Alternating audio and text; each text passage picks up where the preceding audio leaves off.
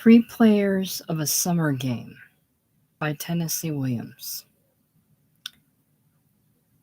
Part 1. Croquet is a summer game that seems, in a curious way, to be composed of images the way that a painter's abstraction of summer or one of its games would be built of them. The delicate wire wickets set in a lawn of smooth emerald that flickers fierily at some points and rests under violet shadow in others.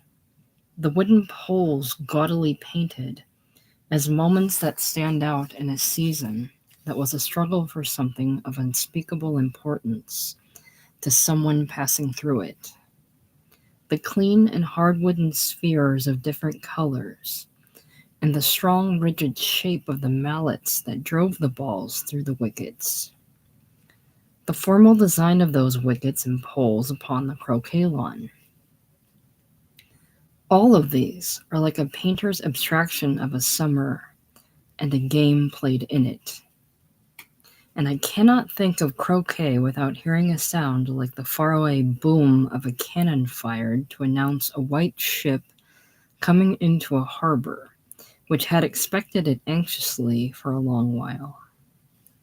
The faraway booming sound is that of a green and white striped awning coming down over a gallery of a white frame house. The house is of Victorian design, carried to an extreme of improvisation, an almost grotesque pile of galleries and turrets and cupolas and eaves, all freshly painted white, so white and so fresh that it has the blue-white glitter of a block of ice in the sun.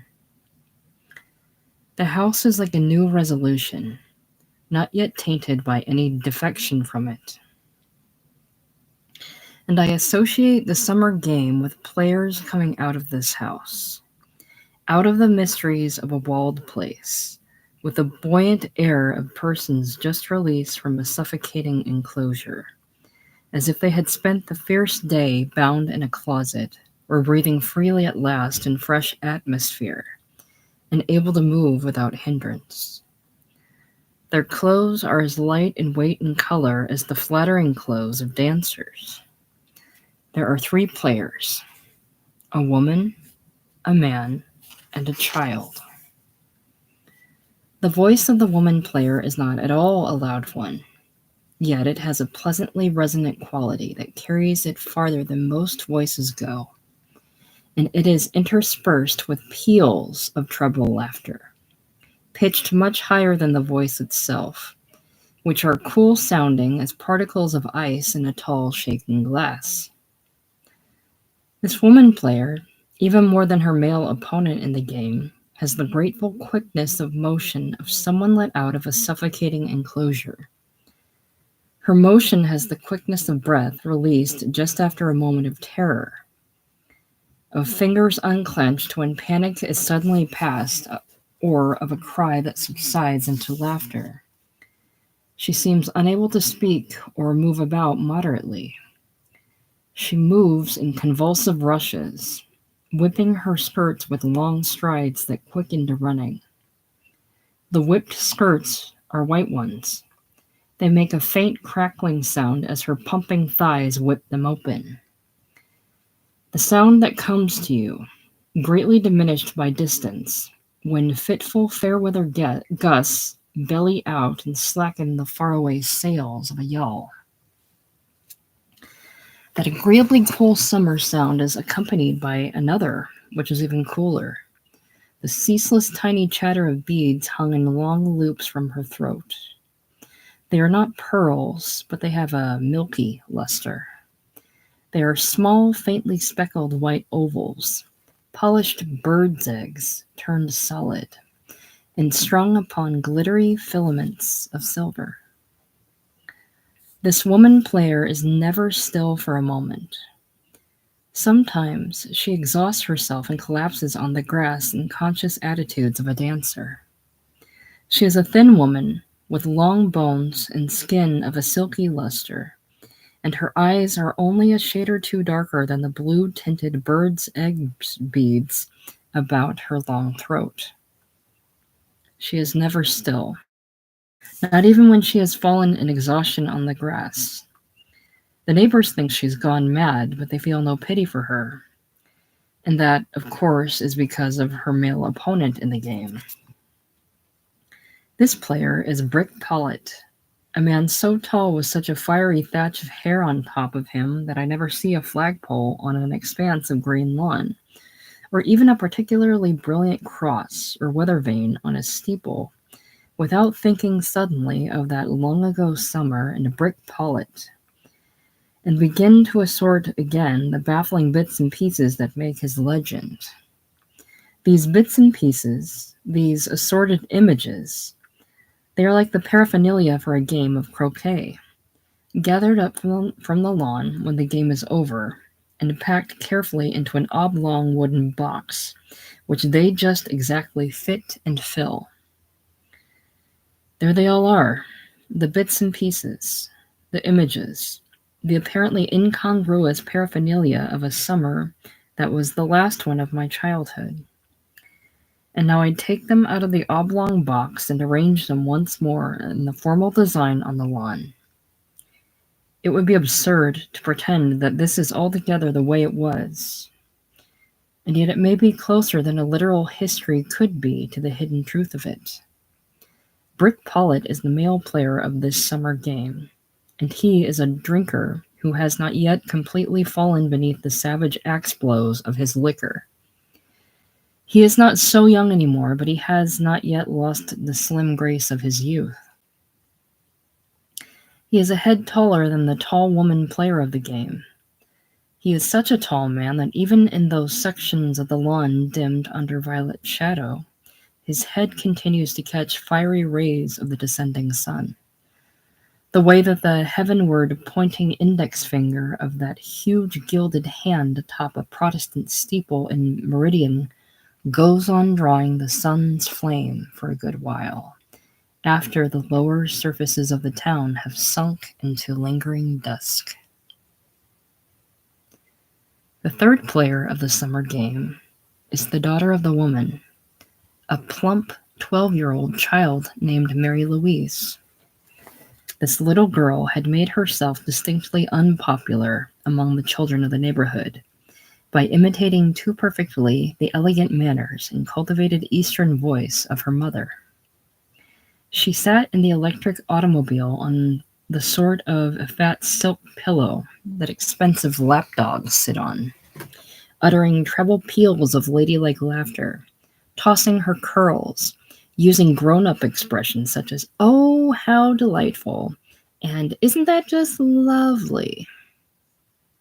She would sit in the electric automobile sometimes all afternoon by herself, as if she were on display in a glass box, only now and then raising a plaintive voice to call her mother and ask if it was all right for her to come in now, or if she could drive the electric around the block, which she was sometimes then permitted to do. I was her only close friend, and she was mine. Sometimes she called me over to play croquet with her, but that was only when her mother and Brick Pollitt had disappeared into the house, too early to play the game. Mary Louise had a passion for croquet. She played it for itself without any more shadowy and important connotations. What the game meant to Brick Pollitt calls for some further account of Brick's life before that summer. He was a young Delta planter who had been a celebrated athlete at Sewanee, who had married a New Orleans debutante who was a Mardi Gras queen, and whose father owned a fleet of banana boats. It had seemed a brilliant marriage, with lots of wealth and prestige on both sides. But only 2 years later, Brick had started falling in love with his liquor, and Margaret, his wife, began to be praised for her patience and loyalty to him. Brick seemed to be throwing his life away as if it were something disgusting that he had suddenly found in his hands. This self-disgust came upon him with the abruptness and violence of a crash on a highway. But what had Brick crashed into? Nothing that anybody was able to surmise, for he seemed to have everything that young men like Brick might hope or desire to have. What else is there? There must have been something else that he wanted and lacked. Or what reason was there for dropping his life and taking hold of a glass which he never let go of for more than one waking hour? His wife Margaret took hold of Brick's 10,000-acre plantation as firmly and surely as she had always existed for that and no other purpose. She had Brick's power of attorney, and she managed all of his business affairs with celebrated astuteness. "He'll come out of it," she said. "Brick is passing through something that he'll come out of." She always said the right thing. She took the conventionally right attitude and expressed it to the world that admired her for it. She had never committed any apostasy from the social faith she was born to, and everybody admired her as a remarkably fine and brave little woman who had too much to put up with. 2 sections of an hourglass could not drain and fill more evenly than Brick and Margaret changed places after he took to drink. It was as though she had her lips fastened to some invisible wound in his body, through which drained out of him and flowed into her the assurance and vitality that he had owned before marriage. Margaret Pollitt lost her pale feminine prettiness and assumed in its place something more impressive, a firm and rough-textured sort of handsomeness that came out of her indefinite chrysalis, as mysteriously as one of those metamorphoses that occur in insect life. Once very pretty, but indistinct, a graceful sketch that was done with a very light pencil, she became vivid as Brick disappeared behind the veil of his liquor. She came out of a mist. She rose into clarity as Brick descended. She abruptly stopped being quiet and dainty. She was now apt to have fingernails, which she covered with scarlet enamel. When the enamel chipped off, the gray showed underneath. Her hair was now cut short so that she didn't have to mess with it. It was windblown and full of sparkle. She jerked a comb through it to make it crackle. She had white teeth that were a little too large for her thin lips, and when she threw her head back in laughter, strong cords of muscle stood out in her smooth brown throat. She had a booming laugh that she might have stolen from Brick when he was drunk or asleep beside her at night. She had a practice of releasing the clutch on a car and shooting off in high gear at the exact instant that her laughter boomed out, not calling goodbye, but thrusting out one bare strong arm, straight out as a piston with fingers clenched into a fist as the car whipped up and disappeared into a cloud of yellow dust. She didn't drive her own little runabout nowadays, so much as she did Brick's Pierce Arrow touring car, for Brick's driver's license had been revoked. She frequently broke the speed limit on the highway. The patrolman would stop her, but she had such an affability, such a disarming way with her, that they would have a good laugh together, she and the highway patrolman, and he would tear up the ticket. Somebody in her family died in Memphis that spring, and she went there to attend the funeral and collect her inheritance. And while she was gone on that profitable journey, Brick Pollitt slipped out from under her thumb a bit. Another death occurred during her absence. That nice young doctor who took care of Brick when he had to be carried to the hospital. He suddenly took sick in a shocking way. An awful flower grew in his brain, like a fierce geranium that shattered its pot. All of a sudden, the wrong words came out of his mouth. He seemed to be speaking in an unknown tongue. He couldn't find things with his hands. He made troubled signs over his forehead. His wife led him about the house by one hand, yet he stumbled and fell flat. The breath was knocked out of him, and he had to be put to bed by his wife and the yard man. He lay there laughing weakly, incredulously, trying to find his wife's hand with both of his while she looked at him with eyes that she couldn't keep from blazing with terror. He stayed under drugs for a week, and it was during that time that Brick Pollitt came to see her. Brick came and sat with Isabel Gray by her dying husband's bed, and she couldn't speak. She could only shake her head, incessantly as a metronome, with no lips visible in her white face, but two pressed narrow bands of a dimmer whiteness that shook as if some white liquid flowed beneath them with an incredible rapidity and a violence which made them quiver. God was the only word she was able to say. But Brick Pollitt somehow understood what she meant by that word, as if it were in a language that she and he, alone of all people, could speak and understand. And when the dying man's eyes forcibly opened on something they couldn't bear to look at, it was Brick, his hand suddenly quite sure and steady, who filled the hypodermic needle for her and pumped its contents fiercely into her husband's hard young arm. And it was over. There was another bed at the back of the house, and he and Isabel lay beside each other on that bed for a couple of hours before they let the town know that her husband's agony was completed. And the only movement between them was the intermittent, spasmodic digging of their fingernails into each other's clenched palm, while their bodies lay stiffly separate, deliberately not touching at any other points, as if they abhorred any other contact with each other, while this intolerable thing was ringing like an iron bell through them.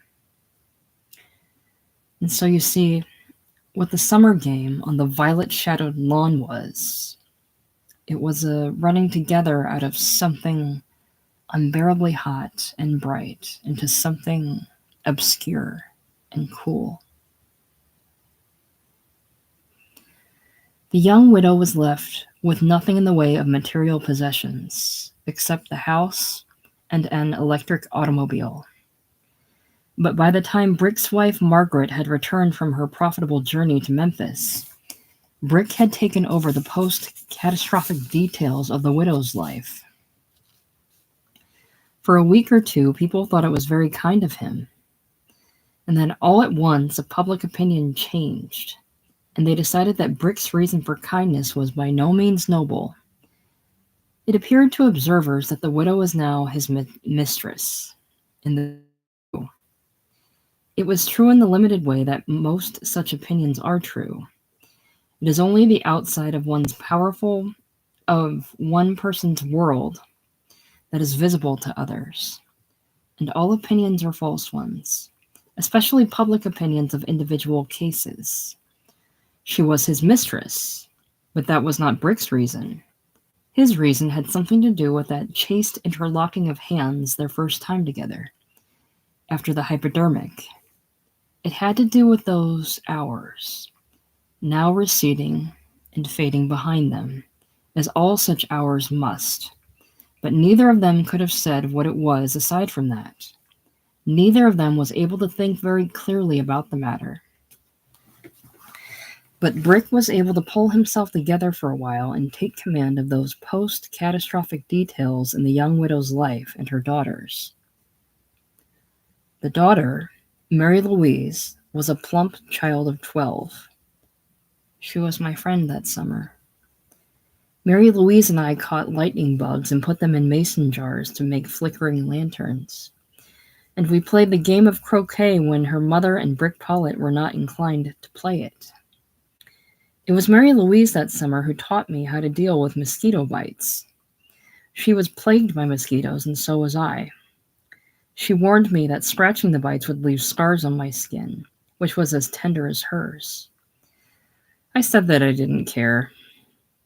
"Someday you will," she told me.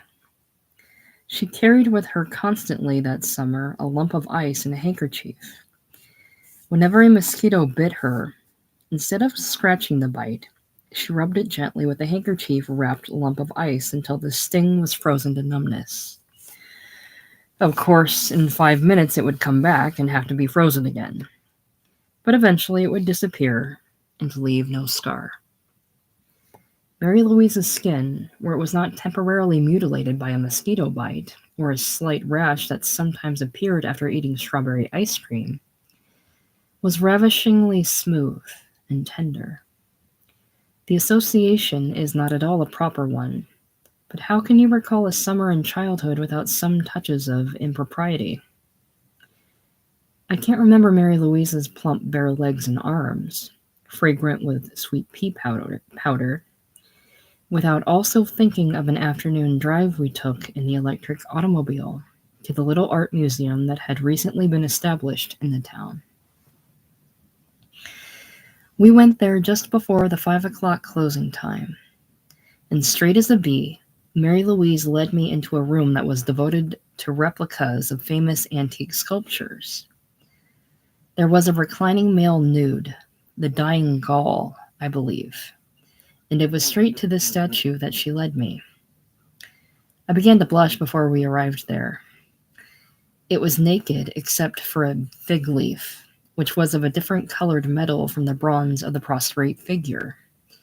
And to my astonished horror, that afternoon Mary Louise, after a quick, sly look in all directions, picked the fig leaf up, removed it from what it covered, and then turned her totally unembarrassed and innocent eyes upon mine and inquired, smiling very brightly, "Is yours like that?" My answer was idiotic. I said, "I don't know."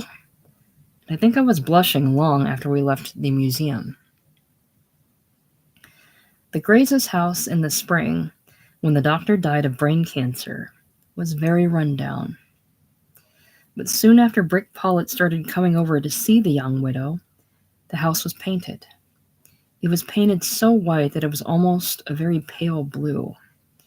It had the blue-white glitter of a block of ice in the sun. Coolness of appearance seemed to be the most desired of all things that summer.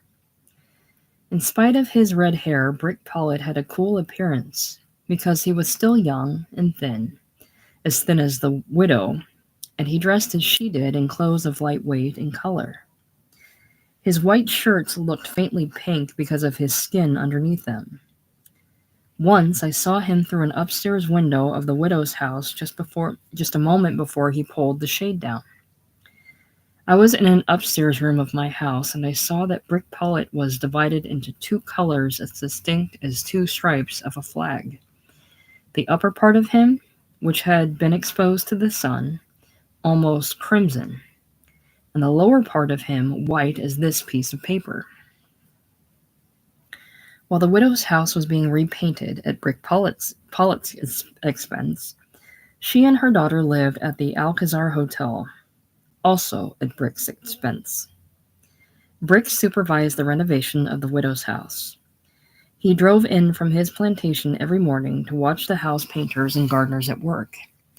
Brick's driving license had been restored to him, and it was an important step forward in his personal renovation, being able to drive his own car again. He drove it with elaborate caution and formality, coming to a dead stop at every cross street in the town, sounding the silver trumpet at every corner, inviting pedestrians to precede him with smiles and bows and great circular gestures of his hands. But observers did not approve of what Brick Paulett was doing. They sympathized with his wife, Margaret, that brave little woman who had to put up with so much. As for Dr. Gray's widow, she had not been in the town. The doctor had married her while he was an intern at a big hospital in Baltimore. Nobody had formed a definite opinion of her before the doctor died. So it was no effort now to simply condemn her, without any qualification, as a strumpet, common in everything but her affectations. Brick Paulett, when he talked to the house painters, shouted to them as if they were deaf, so that all the neighbors could hear what he had to say. He was explaining things to the world, especially the matter of his drinking. "It's something," he shouted, "that you can't cut out completely right away. That's the big mistake that most drinkers make. They try to cut it out completely, and you can't do that. You can do it for maybe a month or 2 months, but all at once you go back on it worse than before you went off it. And then the discouragement is awful. You lose all faith in yourself and just give up. The thing to do, the way to handle the problem, is like a bullfighter handles a bull in a ring. Wear it down, little by little. Get control of it, gradually. That's how I'm handling this thing. Yep. Now, let's say that you get up wanting a drink in the morning. Say it's 10 o'clock, maybe. Well, you say to yourself, just wait half an hour, old boy, and then you can have one.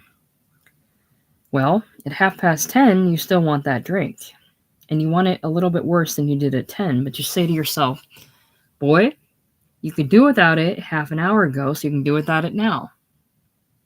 You see, that's how you gotta argue about it with yourself. Because a drinking man is not one person. A man that drinks is two people. One grabbing the bottle, the other one fighting him off it. Not one, but two people fighting each other to get control of the bottle.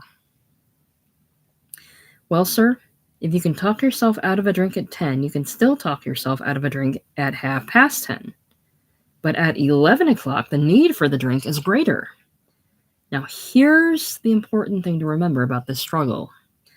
You got to watch those scales. And when they tip too far against your power to resist, you got to give in a little. That's not weakness. That's strategy. Because don't forget what I told you. A drinking man is not one person, but two. And it's a battle of wits going on between them. And so I say at 11, well, have your drink at that hour. Go on and have it. One drink at 11 won't hurt you. What time is it now? Yep, 11. All right, I'm going to have me that one drink. I could do without it. I don't crave it. But the important thing is, his voice would trail off as he entered the widow's house. He would stay in there longer than it took to have one drink. And when he came out, there was a change in his voice as definite as a change of weather or season.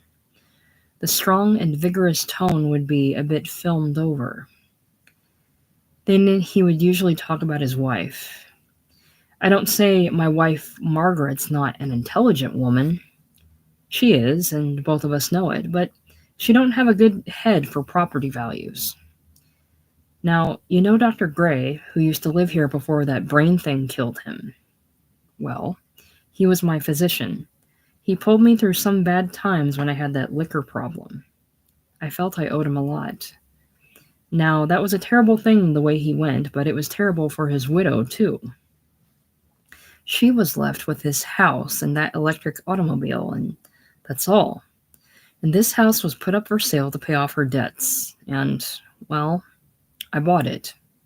And now I'm giving it back to her. Now, my wife, Margaret, she, and a lot of other folks too, don't understand about this. What time is it? 12? High noon. The ice is melted. He'd drift back into the house and stay there half an hour. And when he came back out, it was rather shyly, with a sad and uncertain creaking of the screen door, pushed by the hand not holding the tall glass. But after resting a little while on the steps, he would resume his talk to the house painters. Yes, he would say, as if he had only paused a moment before, it's the most precious thing that a woman can give to a man, his lost respect for himself. And the meanest thing one human being can do to another human being is take his respect for himself away from him. I had it took away from me. The glass would tilt slowly up and jerkily down, and he'd have to wipe his chin dry. I had it took away from me. I won't tell you how, but maybe being men about my age, you're able to guess it. That was how. Some of them don't want it. They cut it off. They cut it right off a man. And half the time, he don't even know when they cut it off him. Well, I knew it all right. I could feel it being cut off me. Do you know what I mean? But once in a while, there's one, and they don't come often, that wants for a man to keep it. And those are the women that God made and put on this earth. The other kind come out of hell, or out of, I don't know what. I'm talking too much. Sure, I know I'm talking too much about private matters, but that's all right. This property is mine. I'm talking on my own property, and I don't give a shit who hears me. I'm not shouting about it. I'm not sneaking around about it neither. Whatever I do it without any shame, and I've got a right to do it. I've been through a hell of a lot that nobody knows. But I'm coming out of it now. God damn it, yes I am. I can't take all the credit. And yet I'm proud. I'm goddamn proud of myself because I was in pitiful condition with that liquor problem of mine. But now the worst is over. I've got it just about licked. That's my car out there. And I drove it up here myself. It's no short drive, it's almost 100 miles. And I drive it each morning and drive it back each night. I've got back my driver's license. And I fired the man that was working for my wife, looking after our place. And I fired that man that was working for my wife, looking after our place.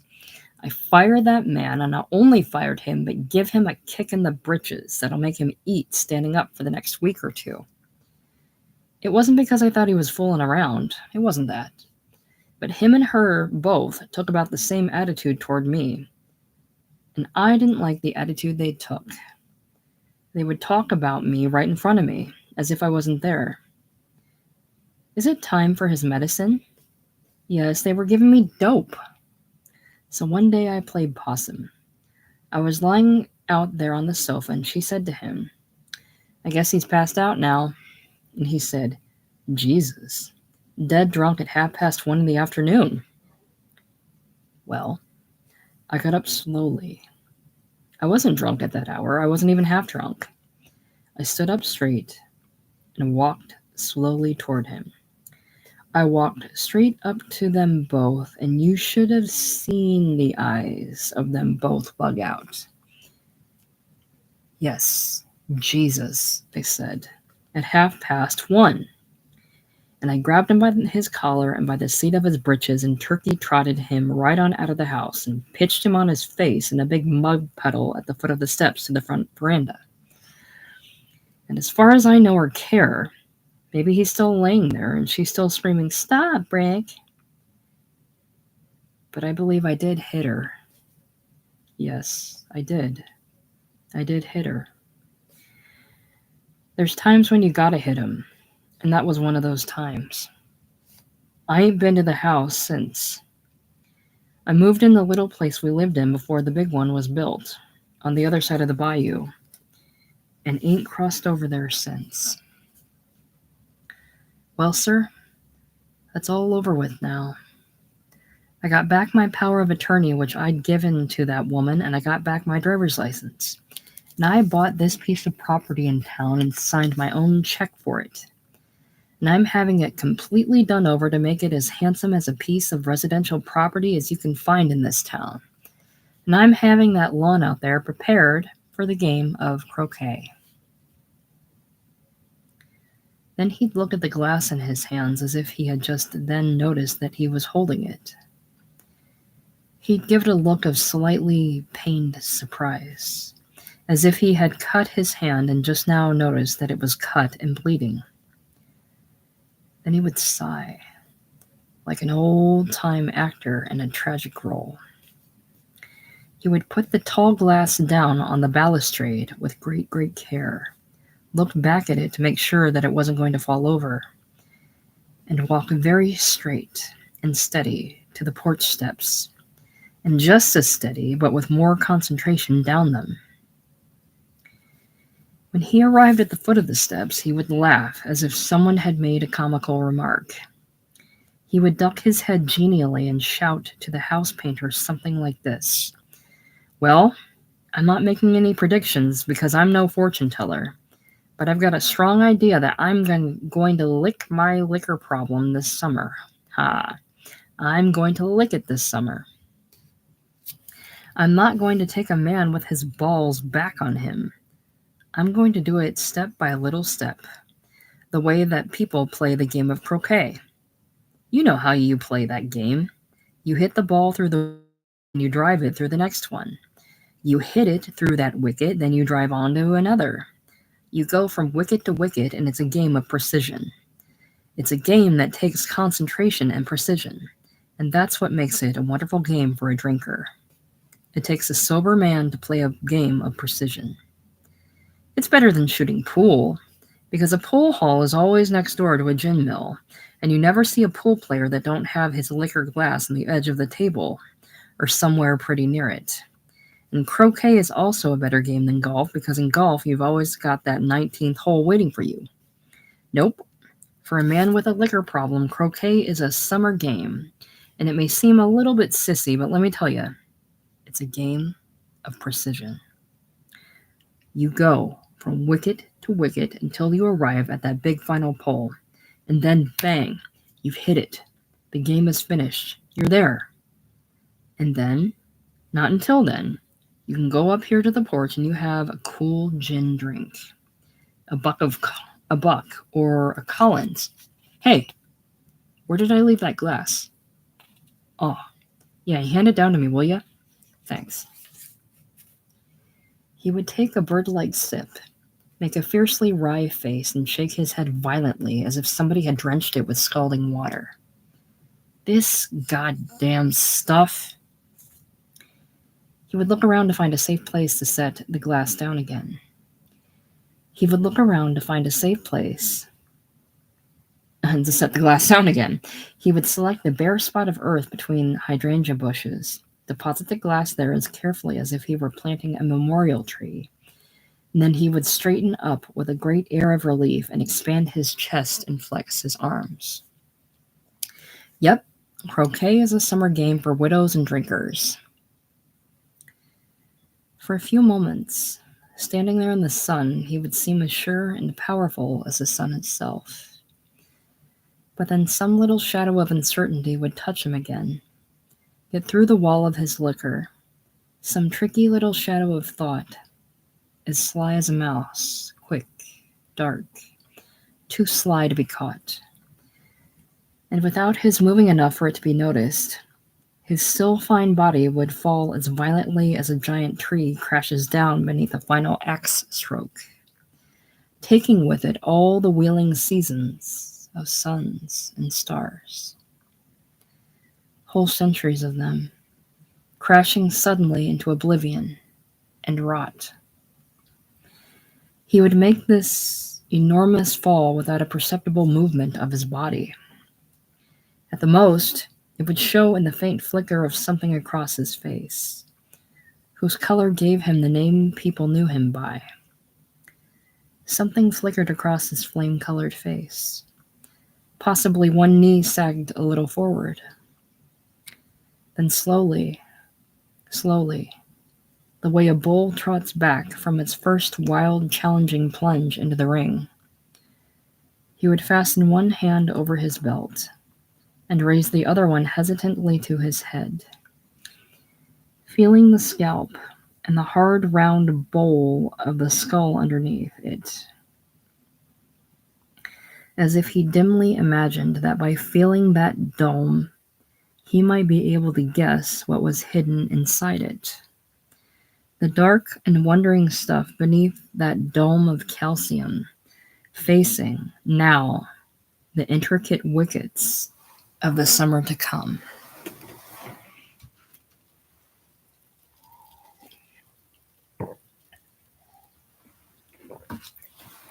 Part 2.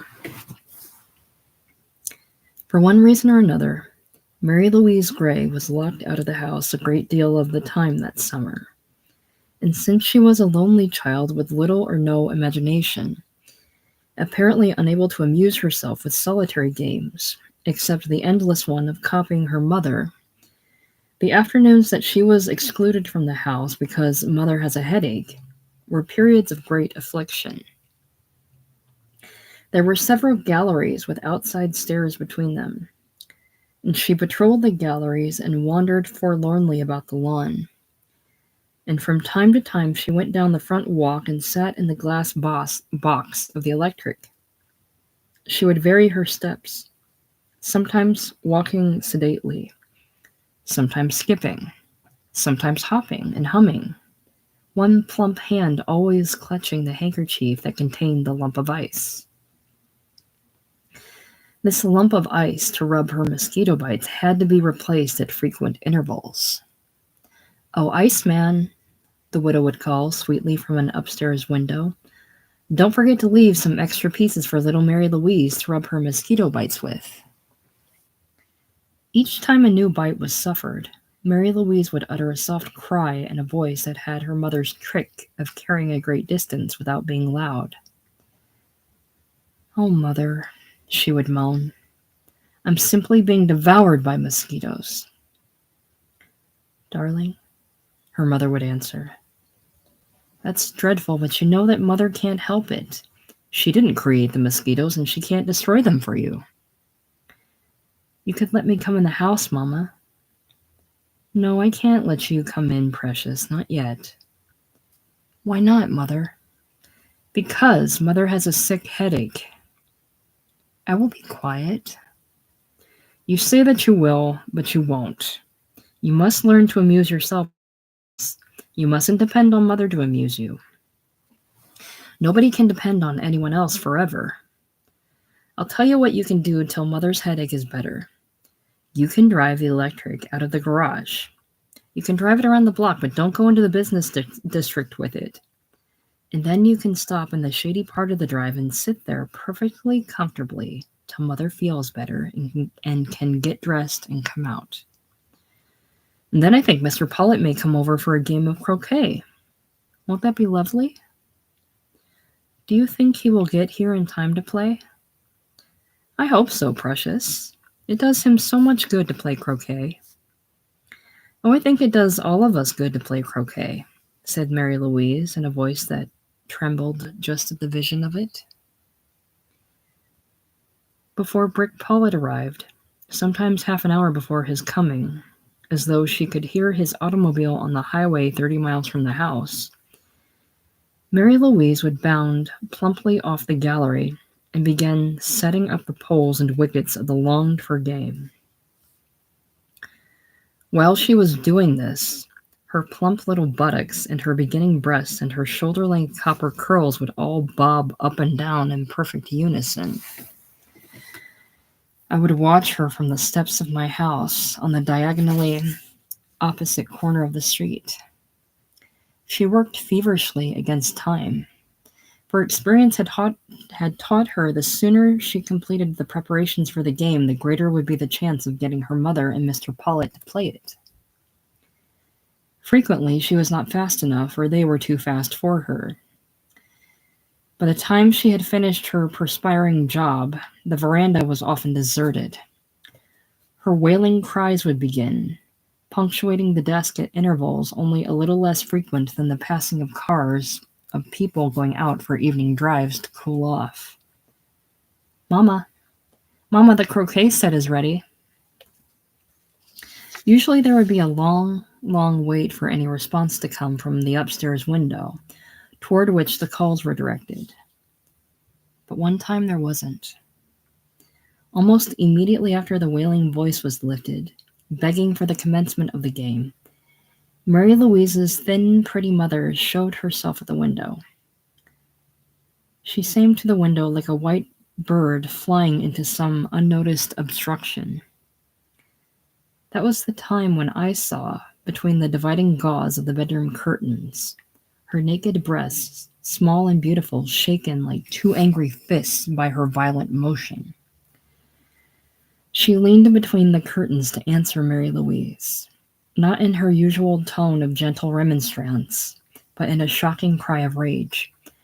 "Oh, be still, for God's sake, you fat little monster." Mary Louise was shocked into petrified silence that must have lasted for a quarter of an hour. It was probably the word fat that struck her so overwhelmingly.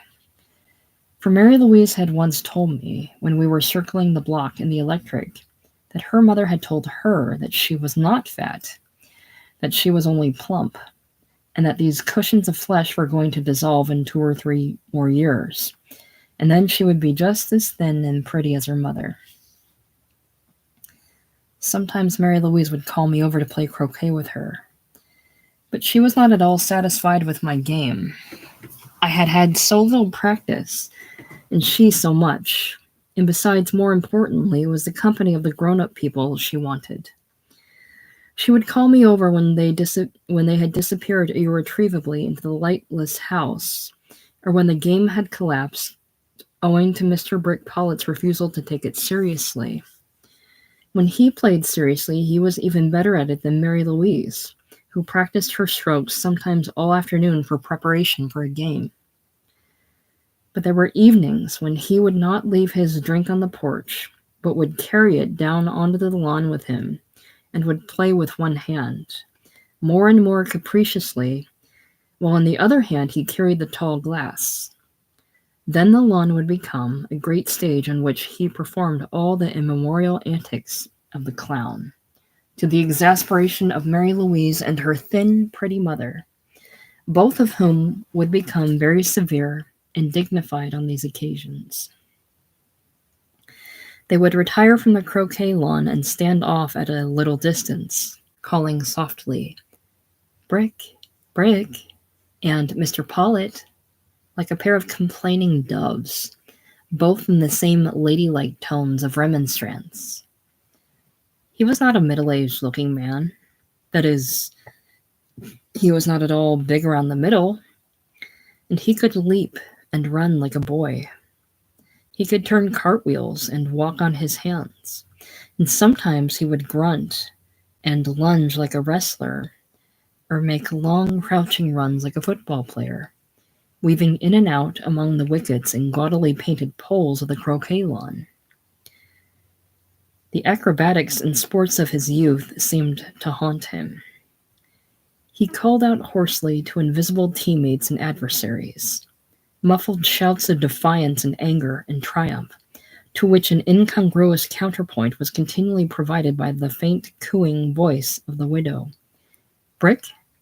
Brick, stop now. Please stop. The child is crying. People will think crazy." For Mary Louise's mother, despite the extreme ambiguity of her station in life, was a woman with a keener than ordinary sense of propriety. She knew why the lights had gone out on all the screened summer porches and why the automobiles drove past the house at the speed of a funeral procession, while Mr. Brick Pollitt was making a circus ring of the croquet lawn. Late one evening, when he was making one of his crazy dashes across the lawn with an imaginary football hugged against his belly, he tripped over a wicket and sprawled on the lawn. He pretended to be too gravely injured to get back on his feet. His loud groans brought Mary Louise and her mother running from behind the vine-screened end of the veranda and out upon the lawn to assist him. They took him by each hand and tried to haul him up, but with a sudden shout of laughter, he pulled them both down on top of him and held them there till both of them were sobbing.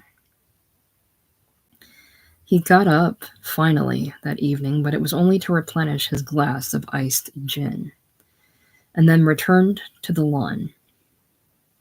That evening was a fearfully hot one, and Brick decided to cool and refresh himself with the sprinkler hose while he enjoyed his drink. He turned it on and pulled it out to the center of the lawn.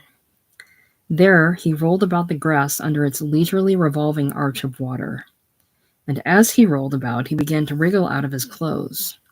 He kicked off his white shoes and one of his pale green socks, tore off his drenched white shirt and grass-stained linen pants, but he never succeeded in getting off his necktie.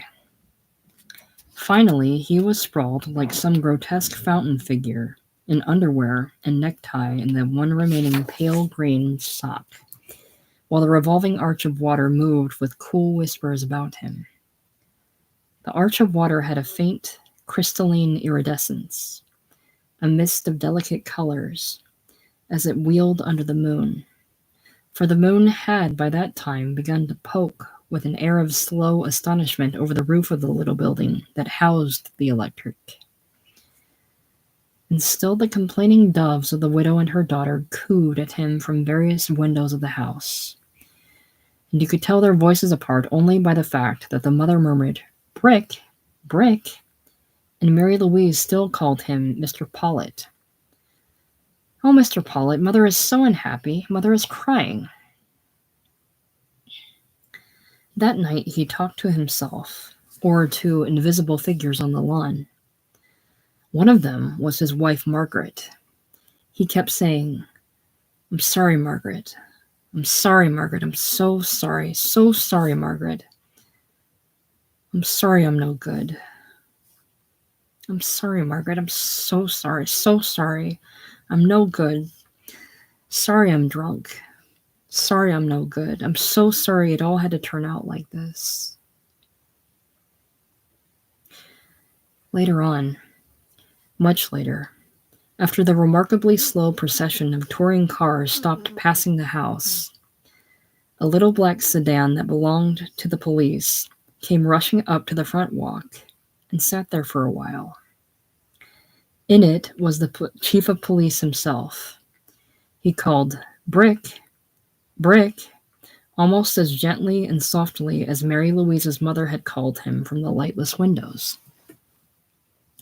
"Brick, Brick, old boy, Brick fellow," till finally the inert fountain figure in underwear and green sock and unremovable necktie staggered out from under the rotating arch of water and stumbled down to the walk and stood there negligently and quietly conversing with the chief of police under the no longer at all astonished, now quite large and indifferent great yellow stare of the August moon.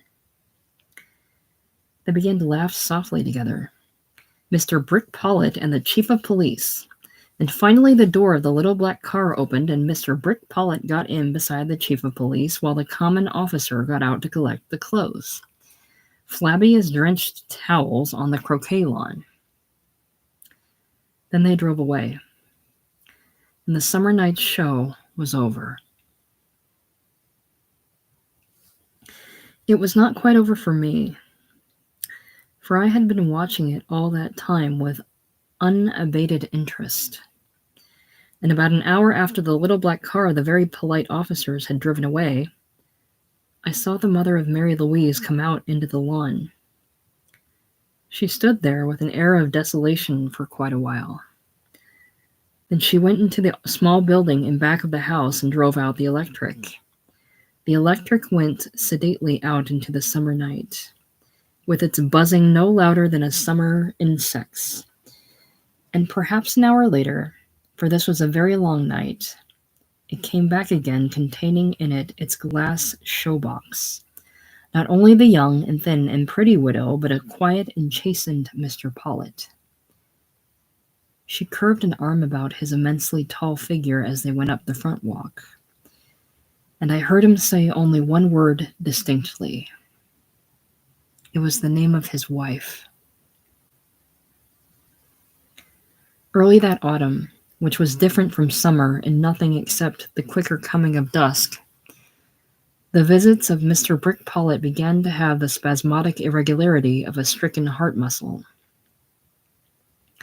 That faraway boom of a cannon at 5 o'clock was now the announcement that 2 ladies in white dresses were waiting on a white gallery for someone who was each time a little more likely to disappoint them than the time before.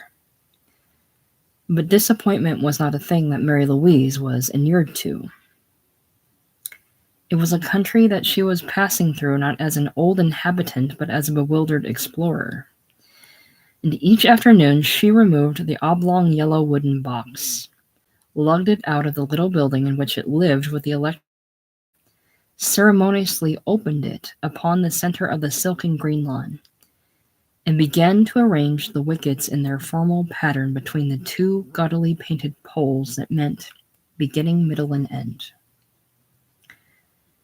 And the widow, her mother, talked to her from the gallery under the awning, as if there had been no important alteration in their lives or their prospects.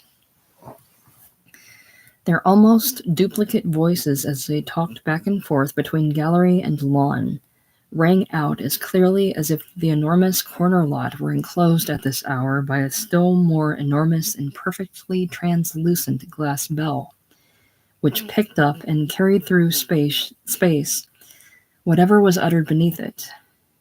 And this was true not only when they were talking across the lawn, but when they were seated side by side in the white wicker chairs on the gallery.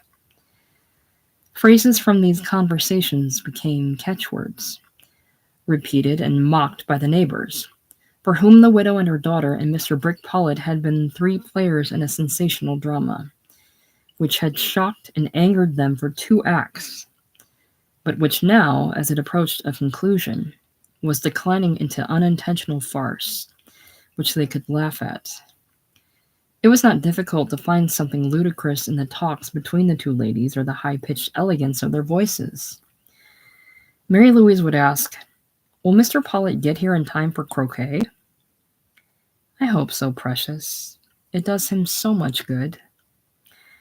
"He'll have to come soon or it will be too dark to see the wickets." "That's true, precious." "Mother, why is it dark so early now?" "Honey, you know why. The sun goes south." "But why does it go south?" "Precious, Mother cannot explain the movements of the heavenly bodies. You know that as well as Mother knows it. Those things are controlled by certain mysterious laws that people on earth don't know or understand." Mother, are we going to eat? Mother, are we going east?" "When, precious?" "Before school starts." "Honey, you know it's impossible for Mother to make any definite plans." "I hope we do. I don't want to go to school here." "Why not, precious? Are you afraid of the children?" "No, Mother, but they don't like me. They make fun of me." "How do they make fun of you?" "They mimic the way I talk, and they walk in front of me with their stomachs pushed out and giggle." "That's because they're children, and children are cruel." "Will they stop being cruel when they grow up?" "Why, I suppose some of them will, and some of them won't." "Well, I hope we go east before school opens." "Mother can't make any plans or promises, honey." "No, but Mr. Brick Pollitt—" "Honey, lower your voice. Ladies talk softly." "Oh my goodness. What is it, precious?" "A mosquito just bit me." "That's too bad, but don't scratch it. Scratching can leave a permanent scar on the skin." "I'm not scratching it, I'm just sucking it, Mother." "Honey, Mother has told you time and again that the thing to do when you have a mosquito bite is to get a small piece of ice and wrap it up in a handkerchief, and rub the bite gently with it until the sting is removed." "That's what I do, but my lump of ice is melted." "Get you another piece, honey. You know where the ice box is." "There's not much left. You put so much in the ice bag for your headache." "There must be some left, honey." "There's just enough left for Mr. Pollitt's drinks." "Oh, never mind that." "He needs it for his drinks, Mother." "Yes, Mother knows what he wants the ice for, precious." "There's only a little piece left. It's hardly enough to rub a mosquito bite with." "Well, use it for that purpose. That purpose is better. And anyhow, when Mr. Pollitt comes over as late as this, he doesn't deserve to have any ice saved for him." "Mother?" "Yes, precious?" "I love ice and sugar." "What did you say, precious?" "I said I loved ice and sugar." "Ice and sugar, precious? Precious?" "Yes, I love the ice and sugar in the bottom of Mr. Pollitt's glass when he's through with it." "Honey, you mustn't eat the ice in the bottom of Mr. Pollitt's glass." "Why not, Mother?" "Because it's got liquor in it." Oh no, Mother, it's just ice and sugar when Mr. Pollitt's through with it. Honey, there's always a little liquor left in it. Oh no, not a drop's left when Mr. Pollitt's through with it. But you say there is sugar left in it. And honey, you know that sugar is very absorbent. It's what, Mummy? It absorbs some liquor, and that's a good way to cultivate a taste for it. And honey, you know what dreadful consequences a taste for liquor can have. It's bad enough for a man, but for a woman, it's fatal. So when you want ice and sugar, let Mother know and she'll prepare some for you, but don't ever let me catch you eating what's left in Mr. Pollitt's glass.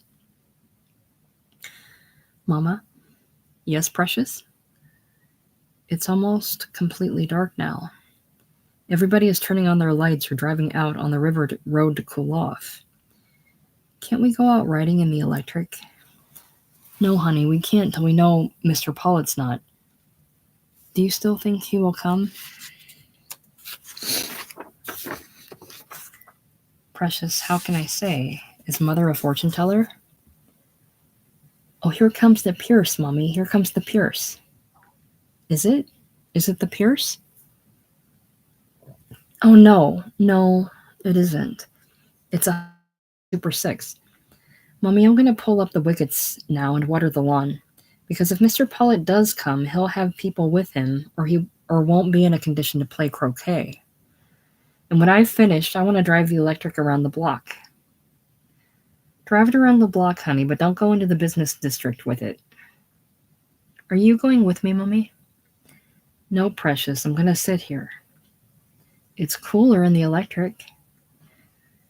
I don't think so. The electric goes too slowly to make much breeze. If Mr. Pollitt did finally arrive those evenings, it was likely to be with a caravan of cars that came from Memphis. And then Mrs. Gray would have to receive a raffish assortment of strangers, as if she herself had invited them to a party. The party would not confine itself to the downstairs rooms and galleries, but would explode quickly and brilliantly as a rocket in all directions, overflowing both floors of the house, spilling out upon the lawn and sometimes even penetrating the little building that housed the electric automobile and the oblong box that held the packed-away croquet set. On those party nights, the fantastically balustraded and gabled and turreted white building would glitter all over, like one of those huge night excursion boats that came down river from Memphis. And it would be full of ragtime music and laughter. But at some point in the evening there would be, almost invariably, a startling disturbance. Some male guest would utter a savage roar. A woman would scream. You would hear a shattering of glass. Almost immediately afterward, the lights would go out in the house, as if it were really a boat that had collided fatally with a shoal underwater. From all the doors and galleries and stairs, people would come rushing forth, and the dispersion would be more rapid than the arrival had been. A little while later, the police car would pull up in front of the house. The thin, pretty widow would come out on the front gallery to receive the chief of police, and you could hear her light voice tinkling like glass chimes. Why, it was nothing. It was nothing at all. Just somebody who drank a little too much and lost his temper. You know how that Memphis crowd is, Mr. Dugan. There's always one gentleman in it who can't hold his liquor. I know it's late, but we have such a huge lawn. It occupies half the block, that I shouldn't think anybody who wasn't overcome with curiosity would have to know that a party had been going on. And then something must have happened that made no sound at all. It wasn't an actual death, but it had nearly all the external evidence of one. When death occurs in a house, the house is unnaturally quiet for a day or two before the occurrence is finished. During that interval, the enormous, translucent glass bell that seems to enclose and separate one house from those that surround it does not transmit any noise to those who are watching, but seems to have thickened invisibly, so that very little can be heard through it. That was the way it had been 5 months ago, when the pleasant young doctor had died of that fierce flower grown in his skull. It had been unnaturally quiet for several days, and then a peculiar gray car with frosted windows had crashed through the bell of silence, and the young doctor had emerged from the house in a very curious way, as if he were giving a public demonstration of how to go to sleep on a narrow bed in atmosphere blazing with light and while in motion. That was 5 months ago, and it was now early October. The summer had spelled out a word that had no meaning, and the word was now spelled out, and, with or without any meaning, there it was, inscribed with as heavy a touch as the signature of a miser on a check, or a boy with a chalk on a fence. One afternoon, a fat and pleasantly smiling man, whom I had seen times without number, loitering around in front of the used car lot which adjoined the Paramount movie, came up the front walk of the Greys with the excessive nonchalance of a man who is about to commit a robbery. He pushed the bell, waited a while, pushed it again for a longer moment, and then was admitted through an opening that seemed to be hardly wide enough for his fingers. He came back out almost immediately with something caught in his fist. It was the key to the little building that contained the croquet set and the electric automobile. He entered that building and drew its folding doors all the way open to disclose the ladylike electric sitting there with its usual manner of a lady putting on or taking off her gloves at the entrance to a reception. He stared at it a moment, as if its elegance were momentarily baffling. But then he got in it and drove it out of the garage, holding the polished black pilot stick with a look on his round face that was like the look of an adult who was a little embarrassed to find himself being amused by a game that was meant for children. He drove it serenely out into the wide, shady street, and at an upstairs window of the house there was some kind of quick movement, as if a figure looking out had been startled by something it watched and then had retreated in haste. Later, the Greys had left town. I saw the elegant square vehicle, which appeared to be made out of glass and patent leather, standing with an air of haughty self-consciousness among a dozen or so other cars for sale, in a lot called High Class Values, next door to the town's best movie. And as far as I know, it may still be sitting there, but many degrees less glittering by now. The Greys were gone from Meridian all in one quick season. The young doctor, whom everyone had liked in a hesitant early way and had said would do well in the town with his understanding eyes and quiet voice. The thin, pretty woman whom no one had really known except Brick Pollitt, and the plump little girl who might someday be as pretty and slender as her mother. They had come and gone in one season, yes, like one of those tent shows that suddenly appear in a vacant lot in a southern town and cross the sky at night with mysteriously wheeling lights and unearthly music, and then are gone, and the summer goes on without them, as if they had never come there. As for Mr. Brick Pollitt, I can remember seeing him only once after the Greys left town, for my time there was also of brief duration. This last time that I saw him was a brilliant fall morning. It was a Saturday morning in October. Brick's driver's license had been revoked again for some misadventure on the highway due to insufficient control of the wheel, and it was his legal wife, Margaret, who sat in the driver's seat of the Pierce Arrow touring car. Brick did not sit beside her. He was on the back seat of the car, pitching this way and that way with the car's jolting motion, like a loosely wrapped package being delivered somewhere. Margaret Pollitt handled the car with a wonderful male assurance, her bare arms brown and muscular as a worker's field hand's. and the car's canvas top had been lowered the better to expose on its back seat the sheepishly grinning and nodding figure of Brick Paulett. He was clothed and barbed with his usual immaculacy, so that he looked from some distance like the president of a good social fraternity in a gentleman's college of the South. The knot of his polka-dot tie was drawn as tight as strong and eager fingers could knot a tie for an important occasion. One of his large red hands protruded, clasping over the outside of the door to steady his motion, and on it glittered 2 bands of gold, a small one about a finger, a large one about the wrist. His cream-colored coat was neatly folded on the seat beside him, and he wore a shirt of thin white material that was tinted faintly pink by his skin beneath it.